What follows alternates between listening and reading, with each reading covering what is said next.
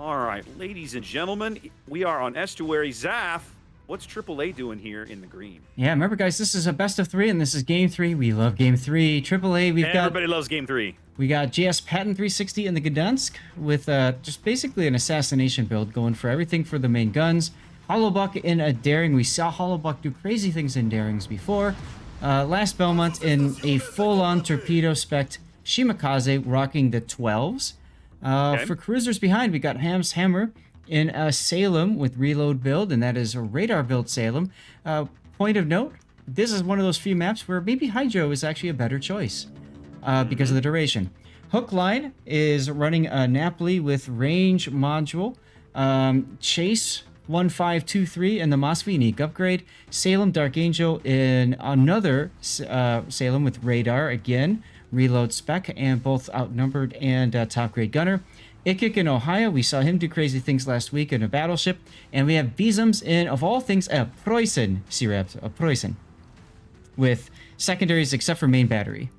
Now, we've seen Preußen on this map, but I think you and I heavily disagreed with how it got used at the time. Oh, it went into the middle and it died. And it just sat there. It just sat there the whole game. All right, and the South Spawn in red, 4X fielding bug fires gearing here. A very torpedo-heavy King of the Sea build with brisk and lots of torpedo reload. Dragon Boys Gdansk backing him up. Full gun reload with Adrenaline Rush and RPF. On the right, their third destroyer, Mr. Cat's Shimakaze. Not running the torpedo reload captain skill, surprisingly, but is running the unique upgrade in slot 6. And Zath, is he running 12s or 20s? 12? Or 8s? 12. 12. Okay, got it. Backing Mr. Cat up, Skamono San Martin, outnumbered RPF and gun range. Passive players Stalingrad running reload on this map, which I kind of forget. I don't think you need the range for Stalingrad on this map. No, even on an extreme flank, you can probably still reach it. Yeah, you can probably get there. Pastorsk Moskva, a unique upgrade Moskva, also packing the Hydro, is running up here towards mid. Looks like he's going to try and cover these middle caps off. Mikvite's Schlieffen hanging nearby. Full secondary Schlieffen. Manuals, range, even the upgrade 6-slot secondary module. And Luce's Ohio hanging over here to the left. Somewhat of a survivability build, fire prevention, basics of survivability. Otherwise running secondary range. And, wait, what is that? It's artillery plotting room. That's artillery plotting room for main battery and secondaries. It's artillery plotting for both. Okay, I see it now. It's artillery. That's right. You're right. And then backfires Salem, headed over here also to the A side as well, mostly looking at gun reload. All right. Reminder, bans were Des Moines and Marseille in this game. Well, Mr. Cat Shimakaze taking an early aggressive position here at D. Could fall under any at least one radar. That's the Patton's Gdansk if he wants to use it. But instead, they put up the Moskva radar from Chase. That's going to push him off the cap. I like that decision there because it gives Patton the flexibility to then go into D, smoke up, and use the radar himself if he needs to. Well, he's smoking now just to get the free damage on Mr. Cat, and they are definitely landing some damage. Yep, San Martin responding for his teammate.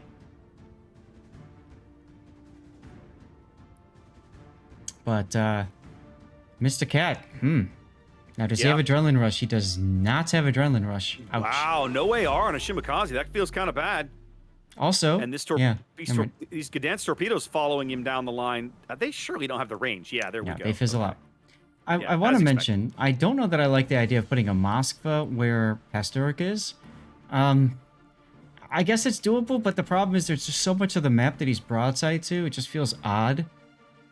And it puts him in a position where he could be YOLO charged very easily.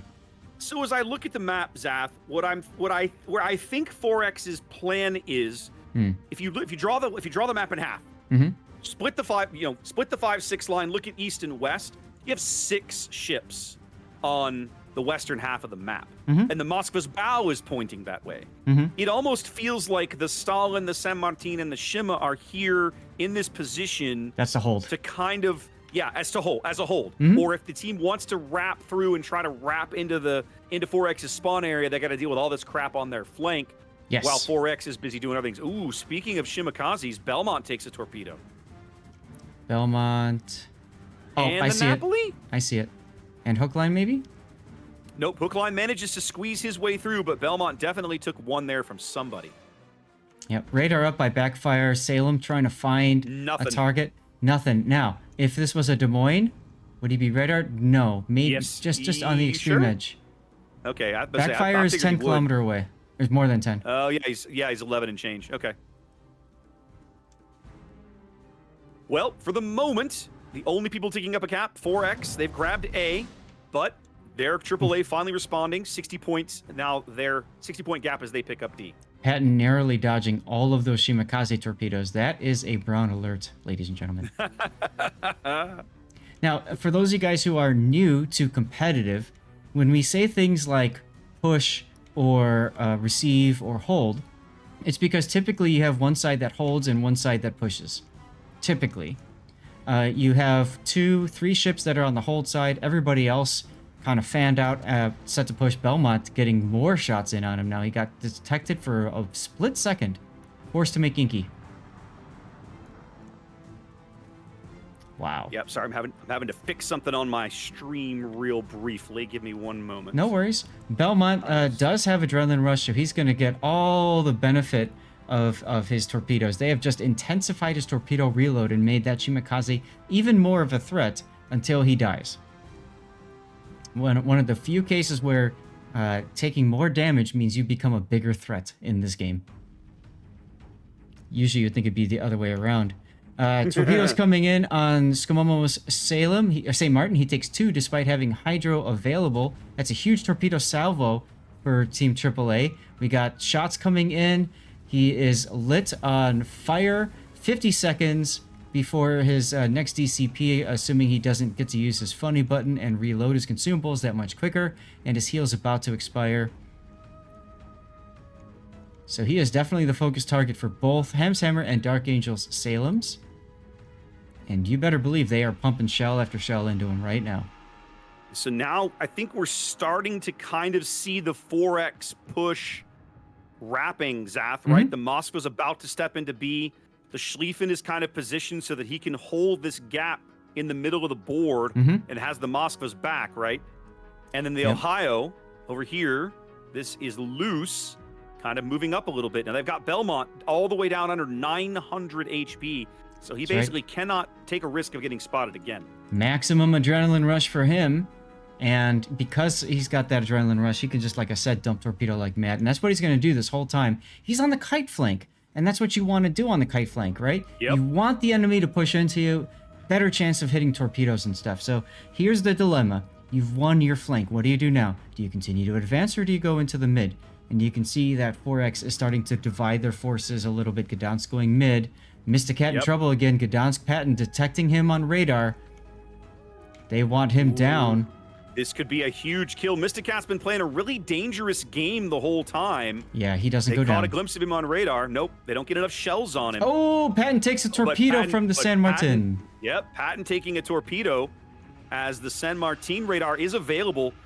I don't think there's a way for Patton to survive this now, because even if once he goes dark, and he will go dark right here, the San Martin can push his little magic button, and guess what? That's right. I still see you. Yeah, but Skamomo's got to be careful because the Moskva's got broadside on him with AP in the barrels. Even Mysticat's guns on the Shima secure the kill. Yeah, beautiful. On the Gdansk. Beautiful. And Skamomo. Brilliant work. Skamomo just finding a way to dodge these shells. Just magically. So 4X's kite flank working brilliantly over here. Delaying the push as they do grab another kill. Hollowbuck's daring over here, who had been languishing north of the C cap, kind of been playing in this gap in between B and C, but they finally caught him and put him down as well.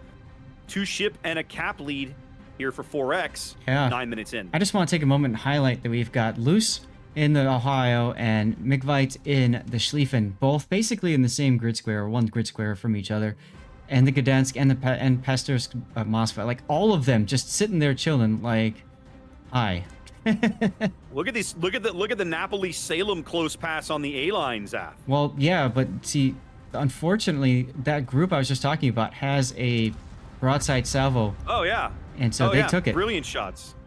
Salem's going to take one in the bow, but his heel will be able to get back most of it. Yeah. It's looking You know, to me we like this is normally, going to be it for them. I think so. You know, normally you and I kind of highlight when teams put battleships this close together because generally it represents a mistake, Mm-hmm. a positional failure. Mm-hmm.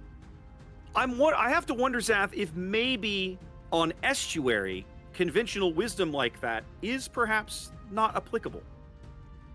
I think more of it is just down to board control at this point. What's their threat on the flank, right? All the way on the D side. What's their their threat? A Salem? I mean, yeah, I guess it's got the AP pen, blah blah blah blah, right? Backfire goes down to Shimakaze's torpedo flood, but I mean, the Preußen isn't there yet. He's supposed to be that threat, right? That battleship threat. Because he's not there, well, 4X can just they can afford to put their battleships there. It's a very strong position, and they don't have to worry about the Shimakaze because the Shimakaze has been kiting all the way to the backfield. They are very safe right there. Speaking of Shimakazes, I want you to look over here on the western edge of the decap, Zaf. Look at this torpedo salvo from Mr. Cat. Beautiful salvo right onto that Salem. He's going to get the Salem with like 5 and put 2 more into the Preußen. Neither one of those, of course, the Salem had no hydro, and the Preußens wasn't even turned on. I mean, imagine using a hydro battleship and not pushing with hydro on. Feels bad. Whoosh. Woof. Woof. Pretty much all over but the crying here, guys. 4X looks just solid to win this game. I just can't imagine how AAA stays in at this stage. Right. Right. So, unfortunately, the curse of the German battleship continues. Teams bringing that German battleship, especially on this map, they're just not finding good use out of it, unfortunately. I would argue that Mikvite Schlieffen has been doing really good work in his position, Zaf. And the difference between that is he's actually playing quarterback in his battleship. He's behind the Moskva. He's not pushing. Mm-hmm. We were having a conversation recently on my YouTube channel or Twitch. I don't remember which. One of the channels, right? Somewhere that you exist. Somewhere that we were talking with other players about this very thing. About how German battleships are almost a trap. Oh, yes. The secondaries in the armor scheme wire your brain. You look at it and go, oh, I want to push. But the reality is, no, you want to kite. Mm-hmm. And so if you want a pushing battleship, you're almost better off served with probably something Russian with those crazy icebreaker bows, and that's all that forward firepower, that sort of thing. Yes. But the German battleships are set up to just receive pushes brilliantly, right? The secondaries slowly whittle you down. The main battery maybe doesn't do the heavy lifting, but eventually the main battery will do some work. And the armor scheme means that you survive for your secondaries to do that work.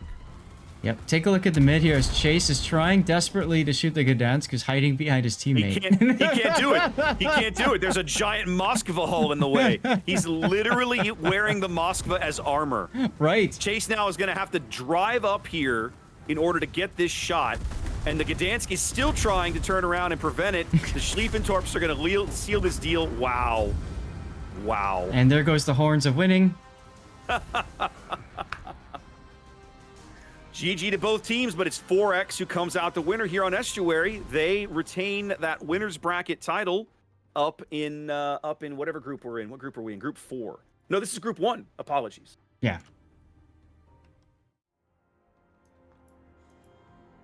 I still don't get the 4X, 3X thing, but